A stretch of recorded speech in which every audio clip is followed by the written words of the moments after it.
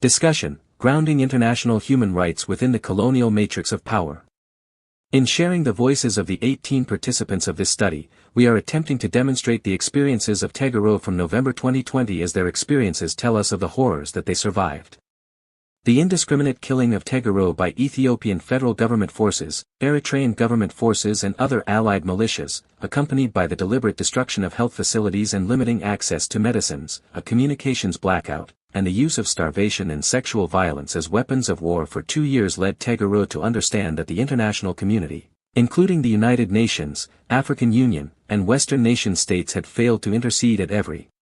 level. The violence was allowed to continue unabated and at a level that few could imagine in the 21st century. While Tegaru see the actions of the Ethiopian government as an act of coloniality in order to gain power over Tegaru peoples and lands as well as Tigray's vast mineral resources, they recognize that the complicity of the international community is a result of being seen as inferior due to their skin color, cultures, traditions, knowledges, and beliefs. In referring to the international community, the participants are speaking about both Western nation-states that have imbued themselves as a global moral authority as well as the African Union.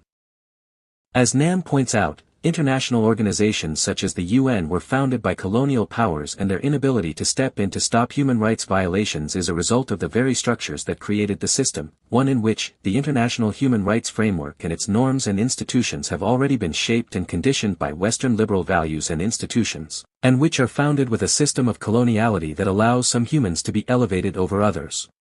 While the AU has been lauded for wanting to find African solutions to African problems, like the UN, it is organized through member states, made up of 55 sovereign countries in Africa. It has, therefore, also been shaped and conditioned by Western liberal values that position the state as an arbiter of good governance. As such, like the UN, the AU has not created the mechanisms from which to counter internal violence within its member states, when that violence is being orchestrated by the government in power. Additionally, within the Ethiopian context, Tegaru peoples who have lived in Tigray since time immemorial are not considered to have decision-making powers regarding the resources of those lands. This can be partly attributed to how the language of indigeneity is taken from global North contexts and does not fit into many global South contexts, once again illustrating the ways in which the promotion and domination of a single worldview, a hegemonic episteme, reinforces and privileges concepts such as universalism, neutrality, and delocalized knowledge. Numerous reports from international organizations and limited peer review articles substantiate the claims of the research participants, claims that Western powers and organizations such as the United Nations and African Union were very aware of the situation in Tigray. As the participants all shared, the Tegaru diaspora had also been extremely vocal from the start of the war in pushing for an international response from Western and African nation-states, in particular, to force a ceasefire. Yet, their calls were not heeded. As the participants point out as well as the Chicago Council on Global Affairs, rapid mobilization of aid is possible when there is political will, as was the case for Ukraine. Tegaru were essentially placed into a zone of non-being wherein the crimes against humanity and genocide being committed against them were not heard, as they contend that they were regarded as subhuman objects, denied the right to exist as human beings and seen as dispensable. As Fana notes, the lack of action for crimes against humanity was not due to a lack of evidence despite the communications blackout, but because they had no intention of saving black lives. Tegaru were deemed worthless due to their supposed racial inferiority. Vincent Jones et al. Argue that the documented anti-black discrimination against black peoples attempting to flee Ukraine at the start of the Russia-Ukraine war demonstrates how black peoples living in Ukraine were also rendered invisible as the safe exit of white people from Ukraine was prioritized. In this way, in both Ukraine and Tigray, the cognitive empire reproduces the colonizer's model of the world across space and time, as exemplified through which lives are deemed worthy and which dispensable. This rendering of inferiority is a colonial construct that the African Union also upholds through the creation of a system of governance that did not consider the limitations of the Westphalian state, especially within the African context where national borders are the creation of European colonialism and the scramble for Africa.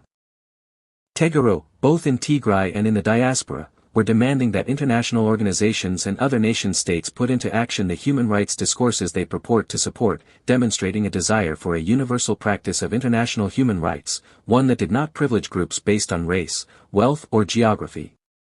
In not living up to these claims of a universality and neutrality of international human rights, international organizations and Western nation-states illustrated that human rights remain the domain of one particular subset of peoples, those with Eurocentric systems of knowing and being, who are seen as the true inheritors of the earth.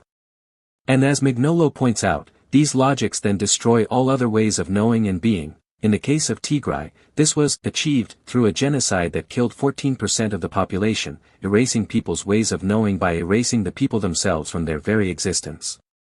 Additionally, despite having knowledge of the degree of the crimes being committed in Tigray, Demical argues that the unwillingness to acknowledge or recognize the experiences and realities of people speaks to how such acts become a production of invisibility wherein some lives become, in the words of Butler, grievable and others dispensable.